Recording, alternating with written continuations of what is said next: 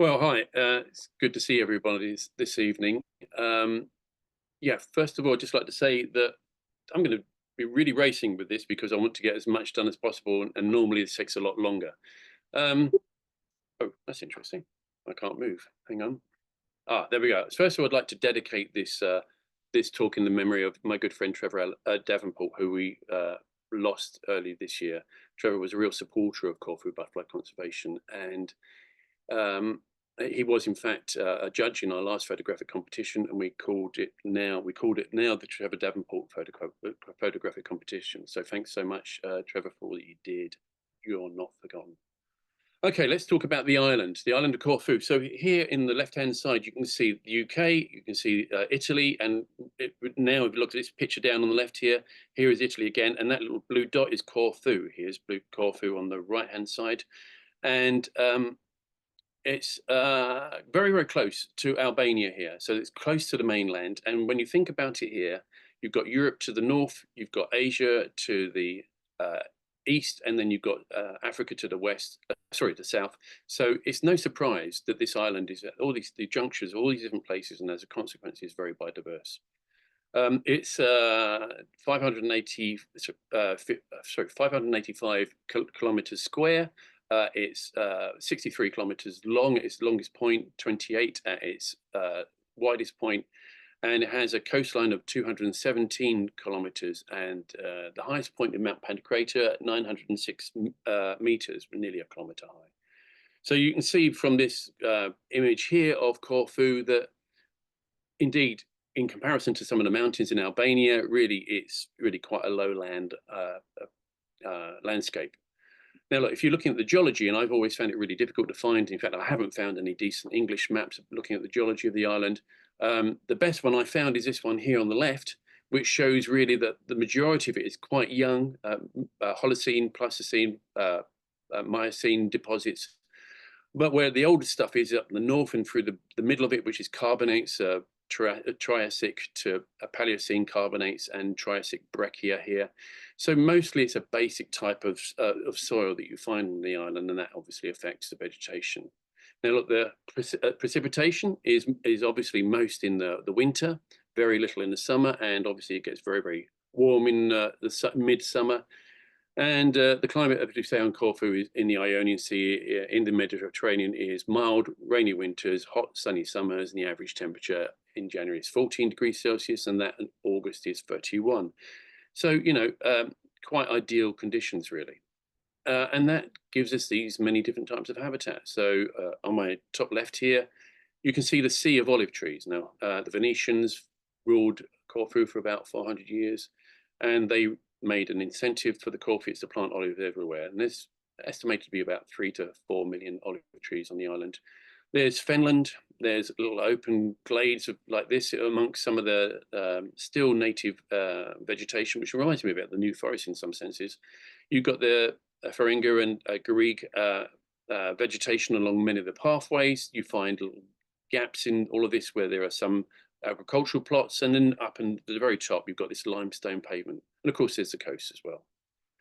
Well, when you think about all of these things that coming together, you've got this incredible increase in butterfly species richness as you move further south. And you might say, well, Dan, that's obviously a really good reason for doing your work all the way down there in Corfu. And indeed, here's Greece and Albania. That whole region is really, really rich in species. But of course, no, that wasn't it. So in 2014, I had to have surgery for cancer, and I was unable to go out. And if you're a butterfly enthusiast, that time of year, all you want to do is go out. And I found myself thinking, what on earth can I do? So I turned to Facebook. It was a very simple thing. I set up a Facebook page, and in it I said, I invite you to post your records of butterflies and other wildlife on this Facebook page, and I have a whimsy about writing a book. That was it.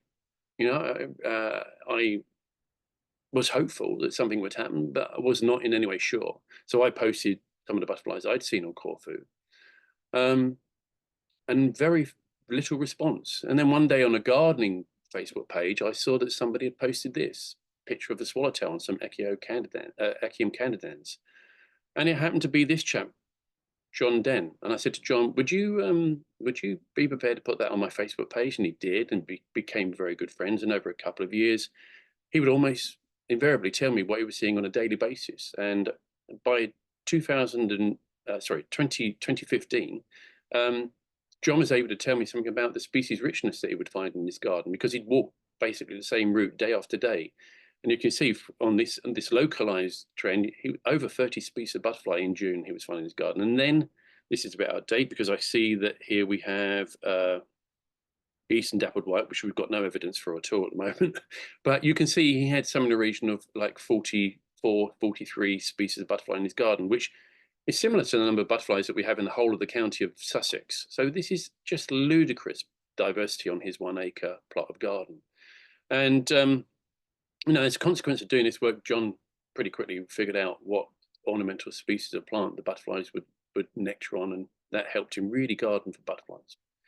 Well, over the course of the first couple of years, we gained, quite a few people, perhaps 150 to 200 people on the Facebook page. And I spent most of my time just encouraging people to learn how to identify things, showing them what the diagnostic features of different butterflies were, and encouraging them to, post up their images. And it was very simple.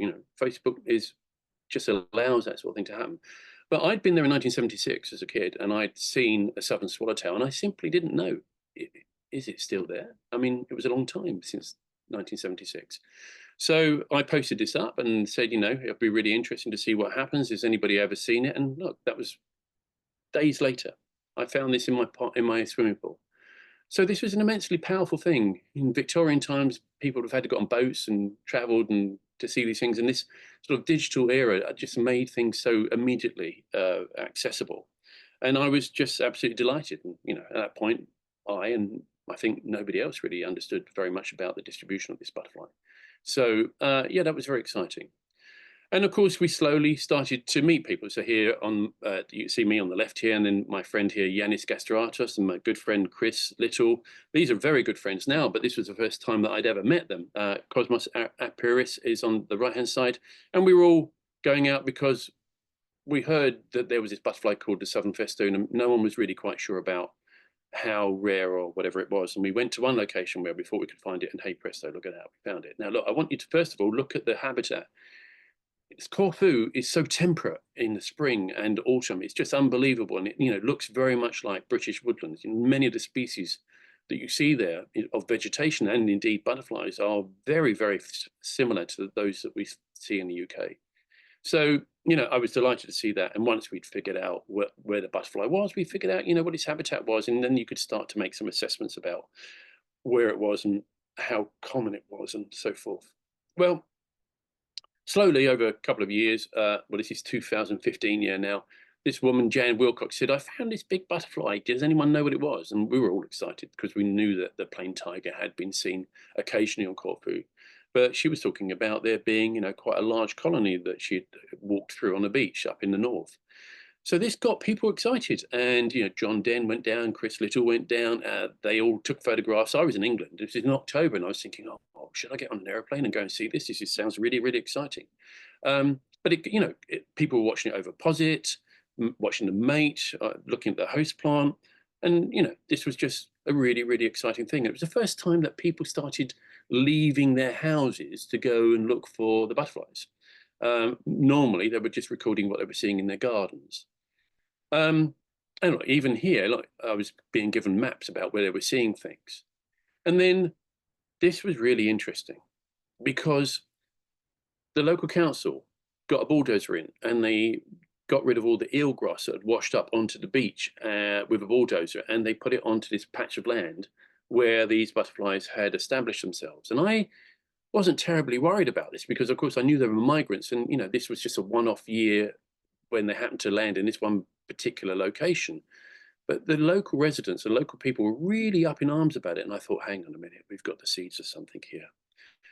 And that was really very positive because I could see that people cared, and that what we've been doing up until now had made people start to feel like that there was something worth looking after. So, I gave a talk around that time, and I asked a few of the people that were on mind you, look at this. All of these are English except for one guy, Yanni. And I said to them, would you just say something about what the Facebook page does for you? And the thing that I liked the most was Jason Fisher's at the very bottom, who said the best thing about this group is a sense of community where everyone helps everyone else out. And I thought that's great. This is really moving the right direction.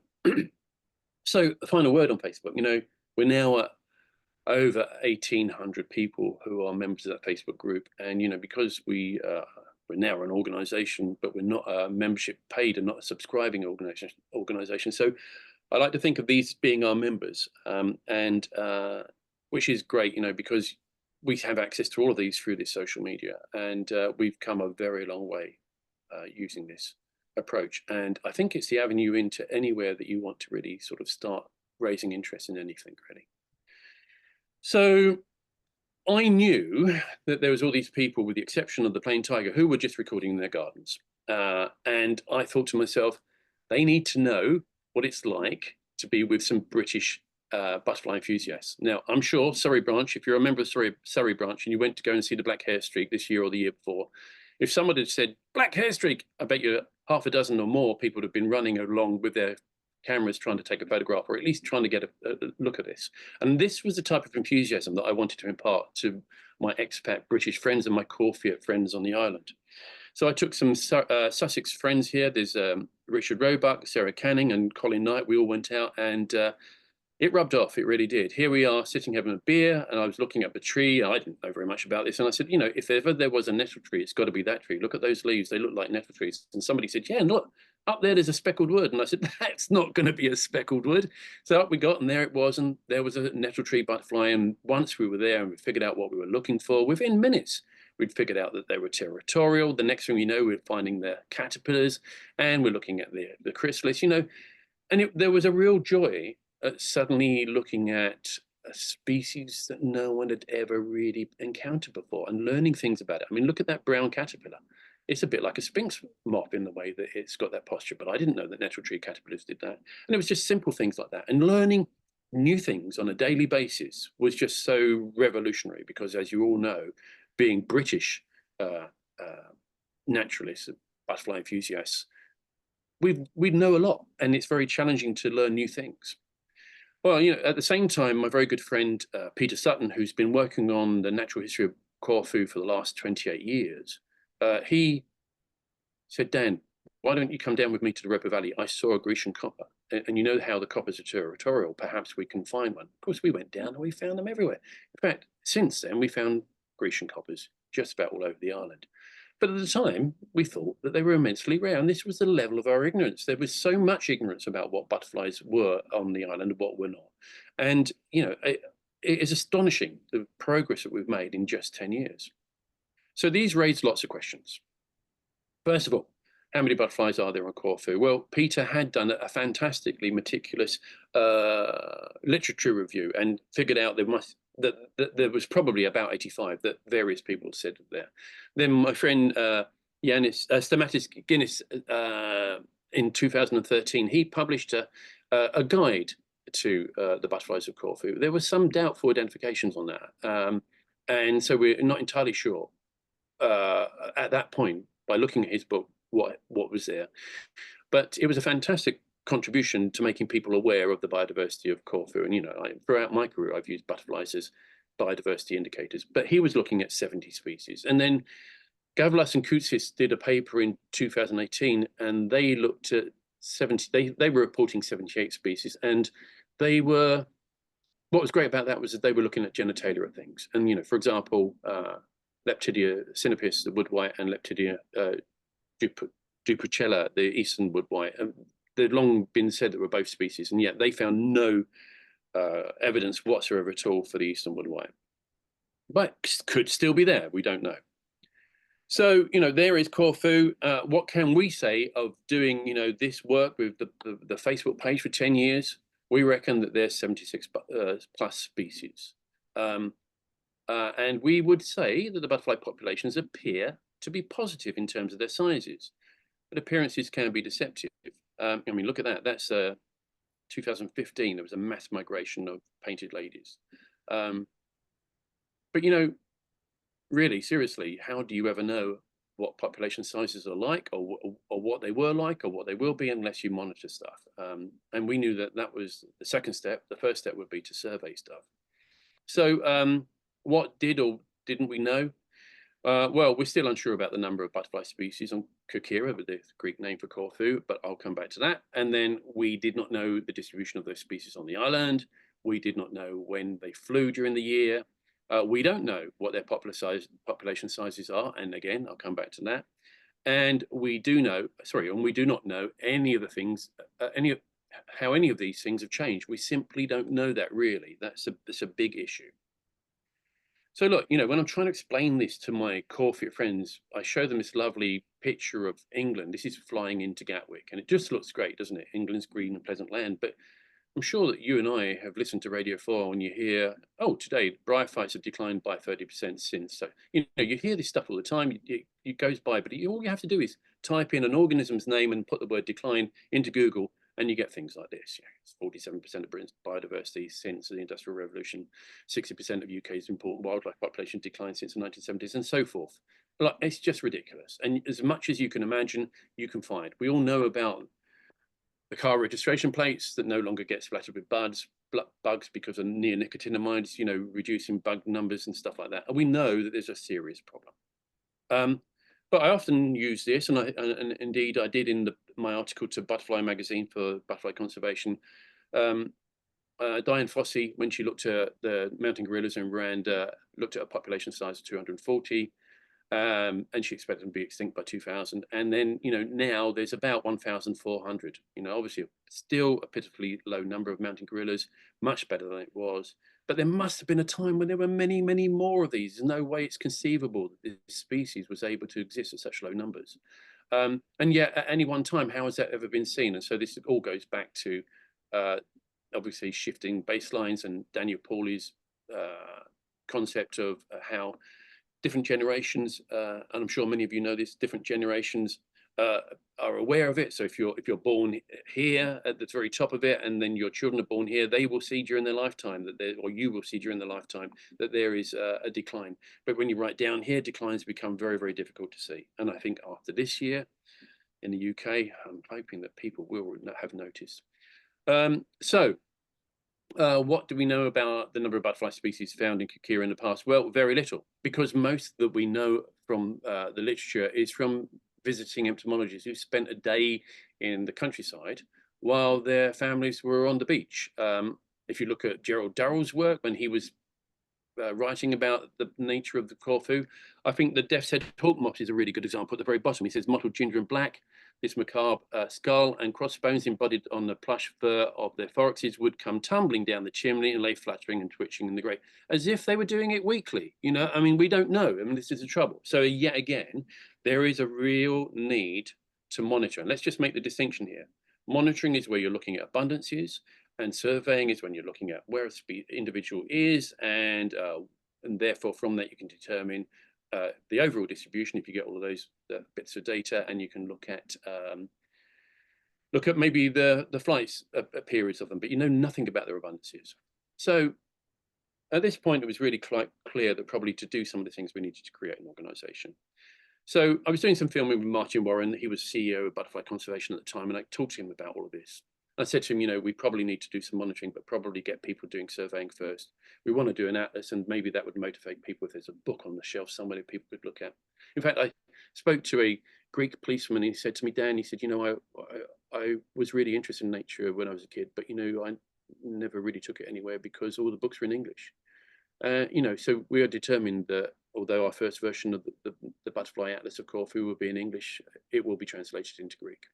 And Martin said to me, Dan, why didn't you call it Corfu Butterfly Conservation? And that I was absolutely delighted with that, because I'd been thinking about calling it that and didn't really feel like I had the cheek to do it, because it didn't seem my place to say. But having Martin say that, it was just like a blessing. So Corfu Butterfly Conservation it became.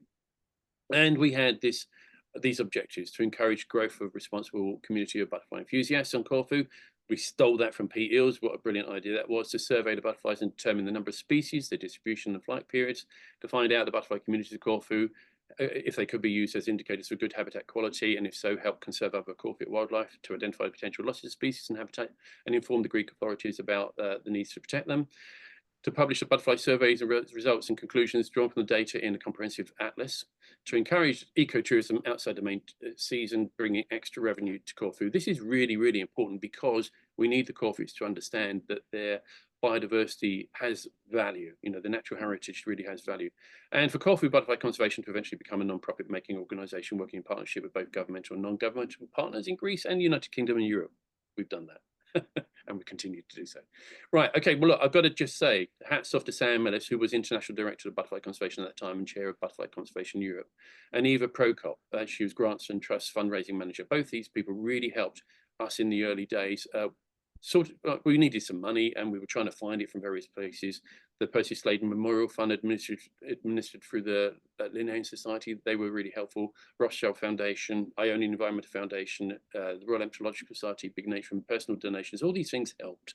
But it wouldn't have happened if it had not been for Sam and Eva. And Sam in particular really guided us because of his role and his experience, really guided us. And I think without his help, it would have been really easy to make some mistakes. So we felt that we need to make our presence a bit known. So there's more people going out here. You may be aware of Harry Clark and Mark Colvin in the background there. And off we went again. And we really, we had this inaugural meeting, a formal thing where Corfu Butterfly Conservation actually came into being in the hearts and souls of lots of people. And Lee Durrell there gave talks. Oh, and I must introduce for the first time, this is 2019. This is Anne Sordinas. So Anne was born in Corfu. She lived a lot of her life in America, so she's bilingual, and her passion for butterflies is unparalleled in Corfu. She is without a doubt the Corfu expert on Corfu butterflies, and she's done some incredible stuff that's really helped us with our work. But, you know, I would say her interest grew because of what we were doing. I know that she was interested in lots of things, but her passion for Corfu butterflies has come as a consequence of what we're doing.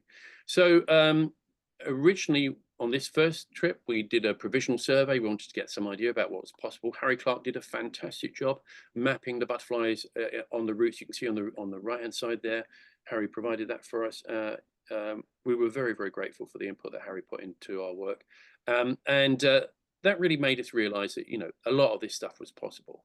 And these are the type of spring butterflies you might see from left to right top there. We've got the mallow skipper, the green underside blue, the large wool brown, the Hungarian skipper, that very nice aberration of the Glanville fritillary. I'd just like to say, because the numbers, the abundances of these species is so great, aberrations are not an uncommon phenomenon.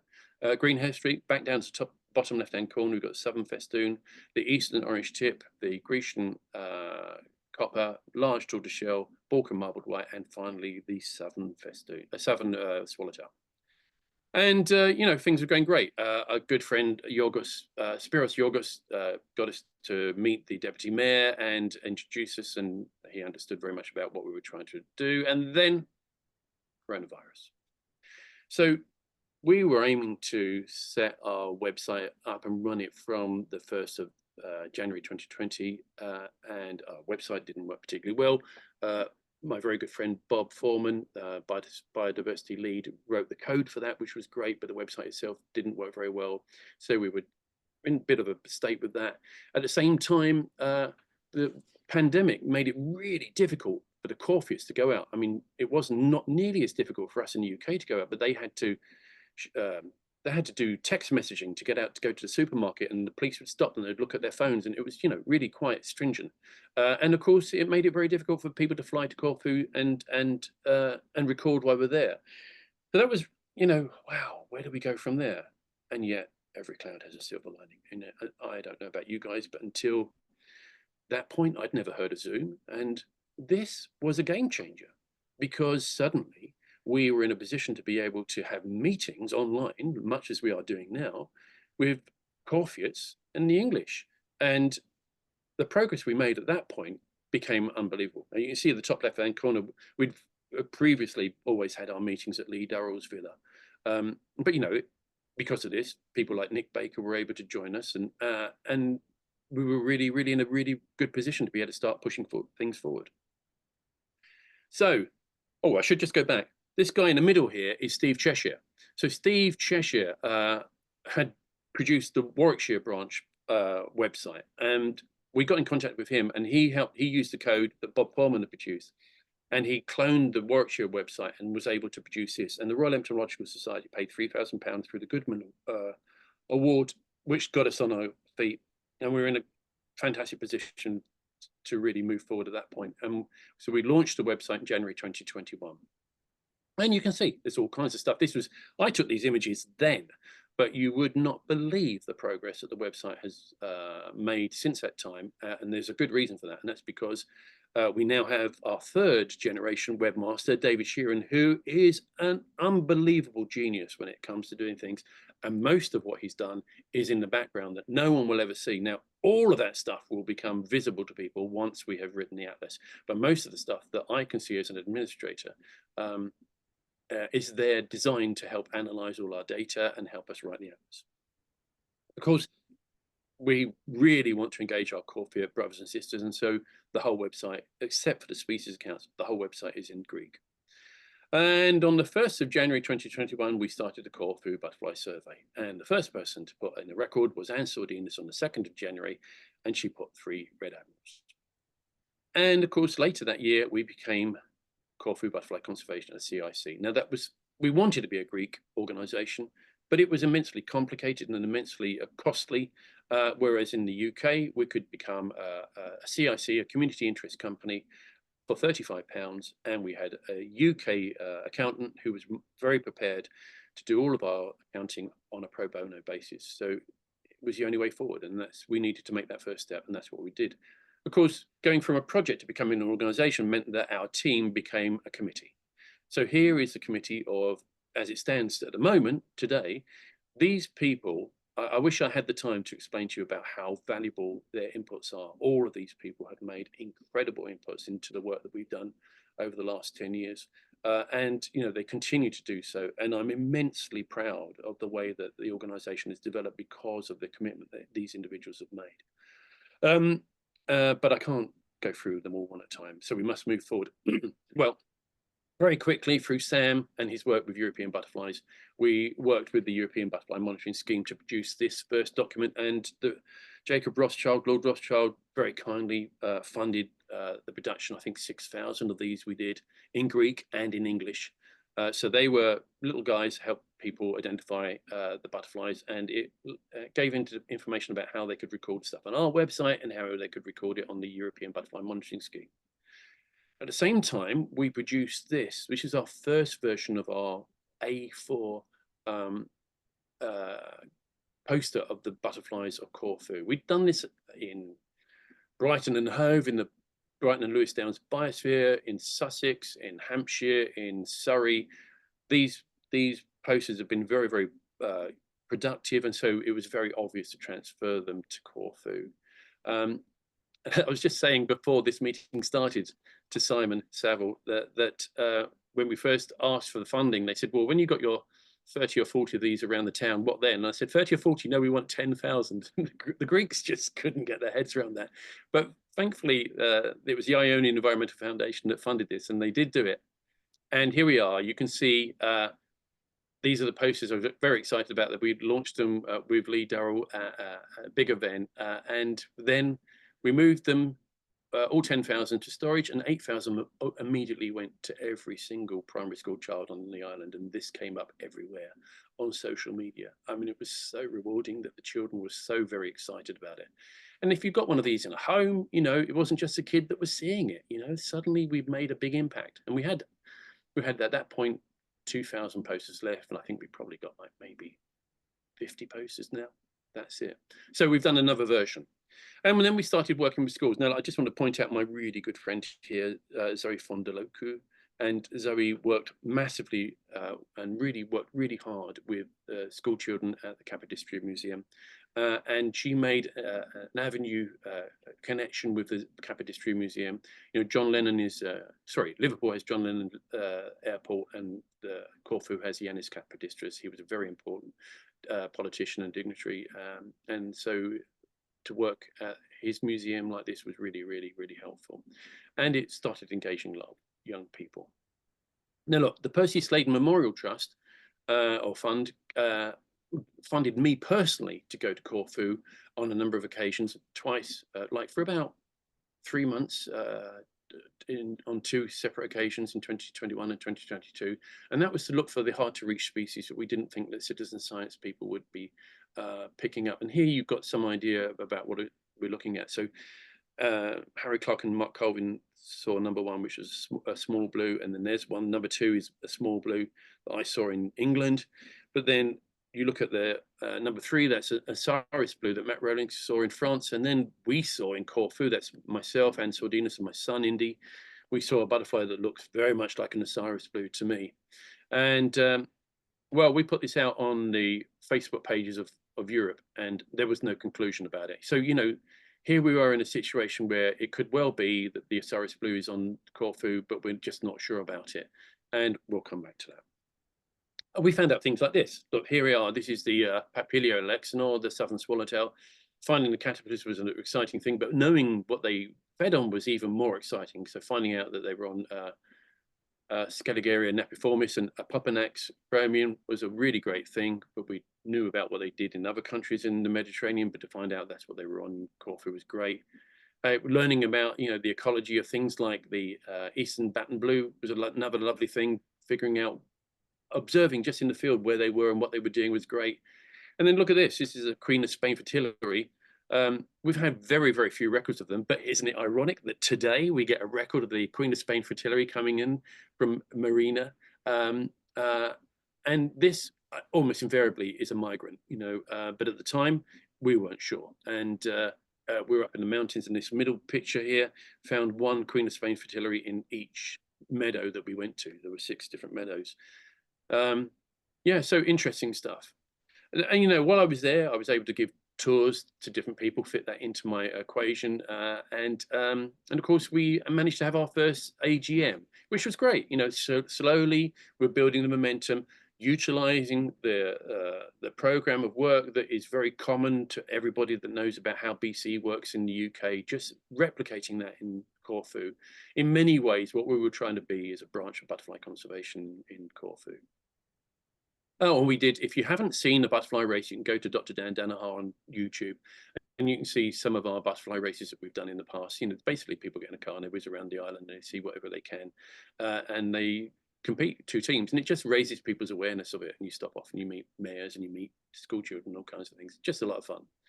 Of course, another thing that we've done is, you know, worked with green wings. In fact, we've got a holiday coming up this year, and hey, you might be interested to know that. You can now go to our website. I've done this for today. Look, put in the 12th of November, and let's say I'm going for 2 weeks. And our website now generates, based on our data, because we've got 4 years of data now, what you're likely to see. You're very certain to see a plain tiger, would you believe? You know, you're very likely to see a lang short-tailed blue, and so forth. And this tells me there's a probability of seeing up to 23 species. Now, that's all part of what David Sheeran does. He's an absolute genius. He's a blessed man. I really couldn't do without him, and Corfu Butterfly Conservation really benefits from his input. So look, as I said, you know, Capodistria Museum, what a great organization they are. You can see on the right there, that's Daria. She was the director. And I said to her one day, you know, look, as an English organization, we can't employ anybody in Greece because the Greek authorities will want us to have a Greek tax number, and we won't have one. Could you employ someone if we gave you a day of their time and we would have 2 days of their time? And she said, sure. It was as simple as that. Things are never quite as simple as that, because of course it then become quite complicated. We finally got a funder from the Ionian Environmental Foundation and the Rothschild Foundation.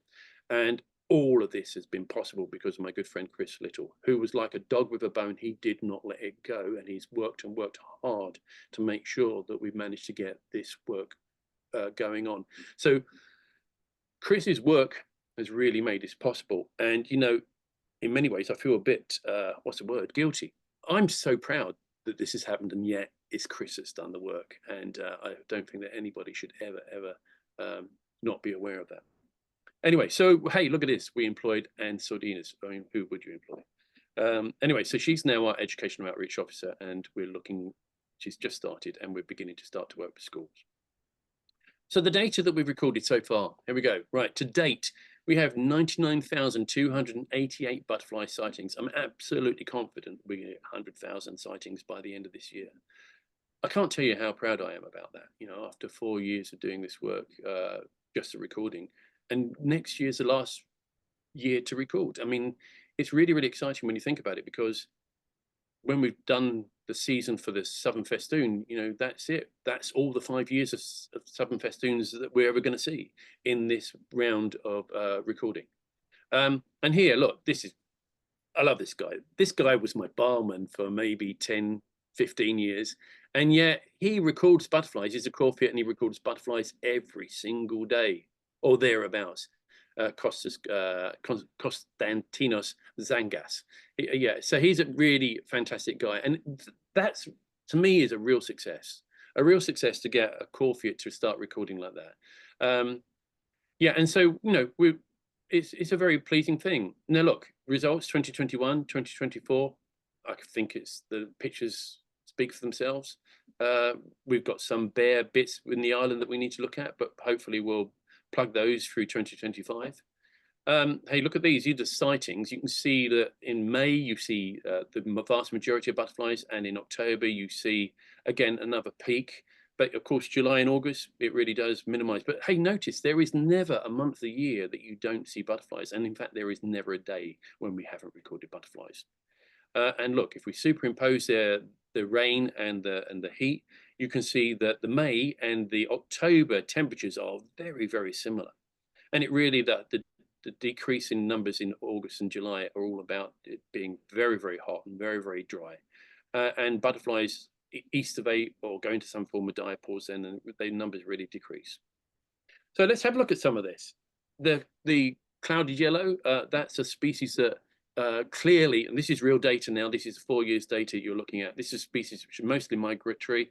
Obviously, it's on the island as well, but look at it in the summer months. It's just gone, isn't it? But, you know, multi-brooded, multi-voltine, I would say. Very difficult to see any real trends there. Having said that, look at this. This is Southern Festoon. Now, the Southern Festoon, as you know, we really struggle to find that. And I think part of the reason, if you look at the distribution map, part of the reason why we're not getting many dots, I reckon it's all over the island, is because it's out so early and there's no one there.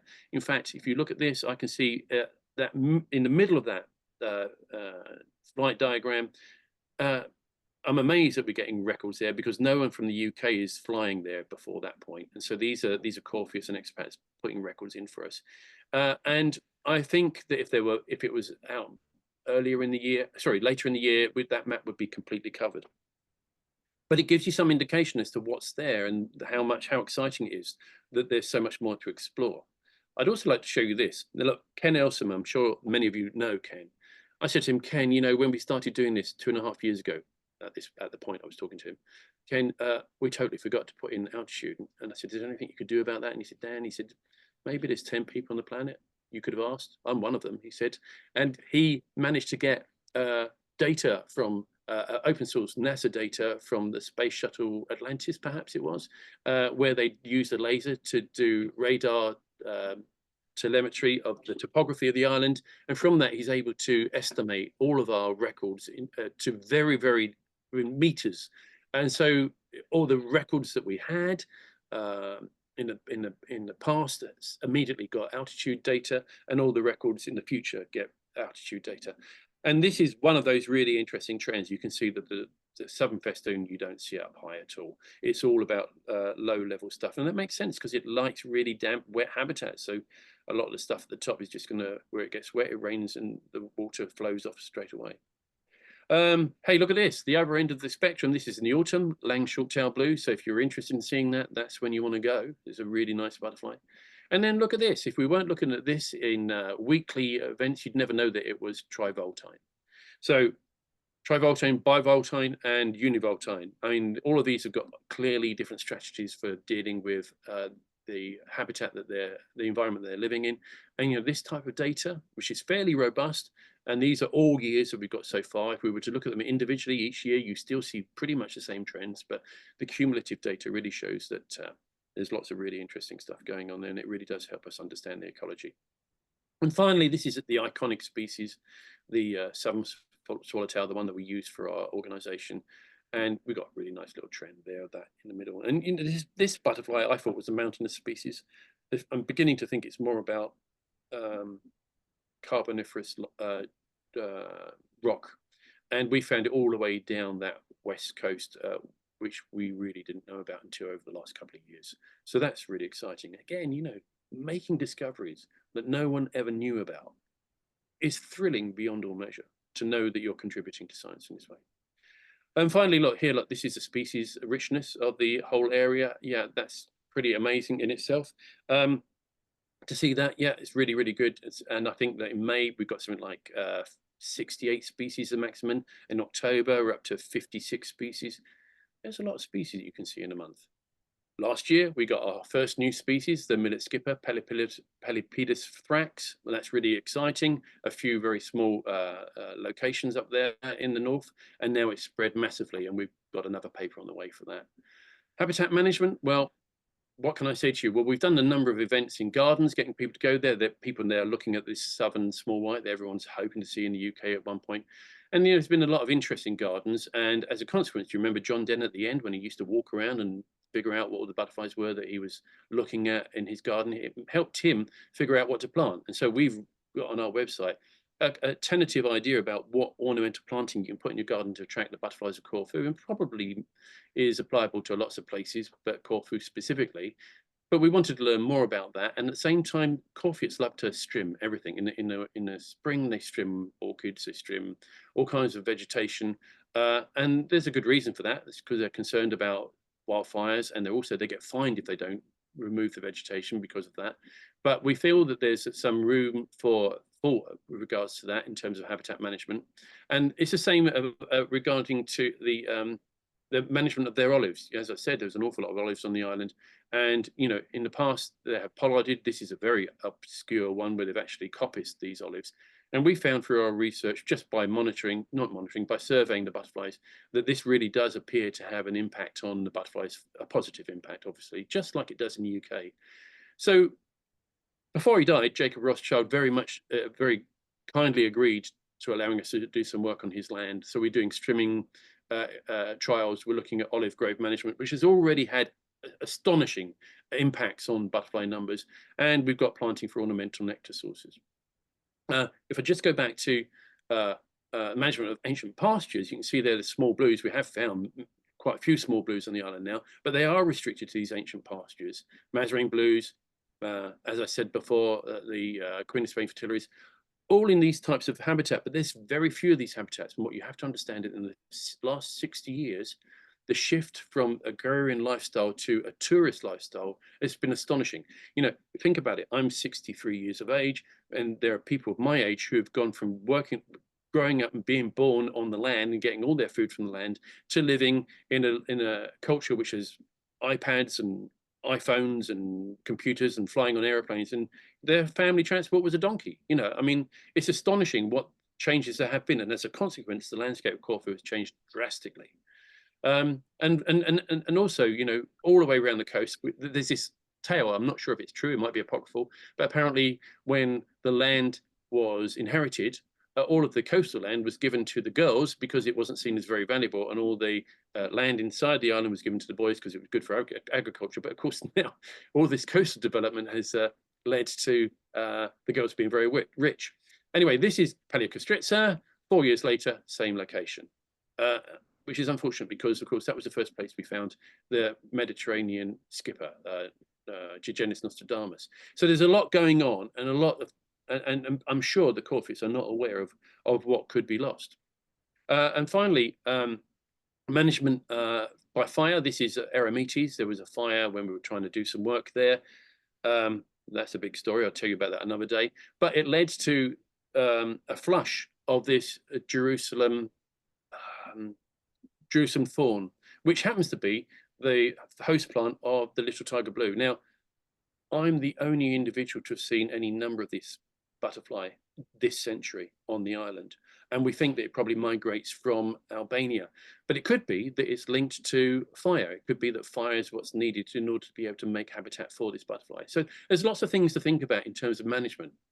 Now, in 2023, there was a big fire. It was a massive, if you've looked at European butterflies, it was a massive fire, and that fire, I think it burnt 28 1,000 hectares. Some ridiculous number of hectares were burnt. And but we knew what was there before because of the work that I'd done from the Linnean Society, and so we really needed some funding. And thankfully, the IEF stood up, the Ionian Environmental Foundation, and we worked with a whole bunch of different people to collect that data. And what we found is that the burnt sites are very. If you're looking on the left here, this is a detrended correspondence analysis graph showing on the first axis the major gradient of variation, which separates the burnt sites from the edge effect sites and the unburnt sites, showing that there really is a difference between these communities. And yet, on average, the species richness of them all was exactly the same, about 40 species in each of these habitats. Now, remember, we did these surveys less than a year later. So there's recolonization up to 40 species within, and that's very rewarding to know that.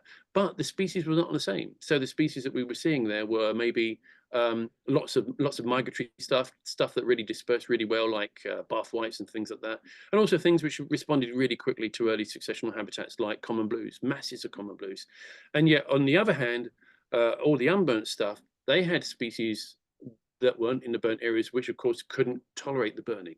And in many cases, that meant the satyrids, like Delatin's grayling, the great banded grayling. These things really did not suffer, did not cope very well. And when you think about it, the grass feeders, so the eggs, caterpillars, and the chrysalises will all be burnt. And even at night, if there's flyers, the adults will be burnt. So they've not done very well at all. And at the same time, I've just got to say, there's tentative evidence that the eastern orange tip actually may have really benefited, because that feeds on woad, which is a biennial, which in the first year grows as a rosette. The second year puts up a meter long frond spike with all of its inflorescence on it, and that's what the caterpillars feed on. And this year, the whole hillsides were just covered with it because, of course, the fire went over, burnt everything, but not the rosettes. And then the rosettes could put up the next year. So we're thinking 2025 could be a really good year for the eastern orange tip. Future. Okay, look, didn't expect that in my planning. That was one of my last trips out. I went with the director of the Ionian Environmental Foundation. We saw that. I just could not believe my eyes. Cleopatra gynandromorph, the only one that I've ever seen in my life, and it was just a marvelous thing to see. But anyway, DNA barcoding. So Vlad Dinka, Leonardo Di Porto, and Roger Villa have been really, really great at waiting for us to get permission, and we've gone through we've quoted the Communo and Montreal protocols, because Greece has signed up to that, and we've got help from the British Embassy, and eventually, after 5 years, the Greek authorities have allowed us permission to do the DNA barcoding. And I'm really grateful that our young colleague George Kalinassis is now become our CBC science officer. So we're very keen for him to work with our colleagues in these different countries, in Finland, Italy, and Spain, because George is bilingual. His mother's English, his father's Greek, and it's great having these Corfits really involved in what we're doing. Yeah, we decided who the publishers are going to be. Of course, it had to be Peter Creed and Pisces, because they just do such a fabulous job. I've written the first species account, the Southern Festoon, and I'm working mostly with Anne Sordinas, but we're hoping to have others included in the production of this atlas. The Ionian Archipelago, well, at the end of this year, of course, end of 2025, I will stop doing the verification. But we're looking at the possibility of just simply expanding the map and allowing the recording of butterflies from the entire Ionian Archipelago. And as a consequence, I'm training at the moment Zoe von der Luca, who's based in Crete now, to become our new verifications officer. Why are we doing this? Because we recognize that our survey work has had a real impact in engaging people. And of course, what we want that to be is just a first step into the next step, which is, of course, monitoring. And monitoring is essential if we are able to see, by using standardized methods, TransX, or even the 15-minute app on the EBMS app. That's all really valuable in able to see how populations go up and down. And that's what we need to know, because it appears that the butterfly populations of Corfu are good, but they may have been even more abundant and diverse in the past. And of course, if we don't look right now at what's going on, there's no way of knowing where they're going in the future, and we won't know whether or not they've been in trouble in any way in the future if we don't know what's happening now. And of course, we do also want to support our colleagues who are doing Project Apollon, which is, or Apollo rather, which is the Greek butterfly monitoring scheme. It's very important from our point of view that we support our Greek colleagues in this respect, and so it all makes a great deal of sense to us to do so. So what can you do to help? You could participate in the Green Wings trip, because that helps with the survey and they give us 10% of their profits. If you're in a position to donate funding, we would be very grateful to hear from you. And if you live or are traveling to Corfu, please record your sightings on our website. It's really, really important. So thanks go to all the people that I've talked to about in this talk. All of these organizations have helped us in one way or another. And hey, look, thank you. I really appreciate your time.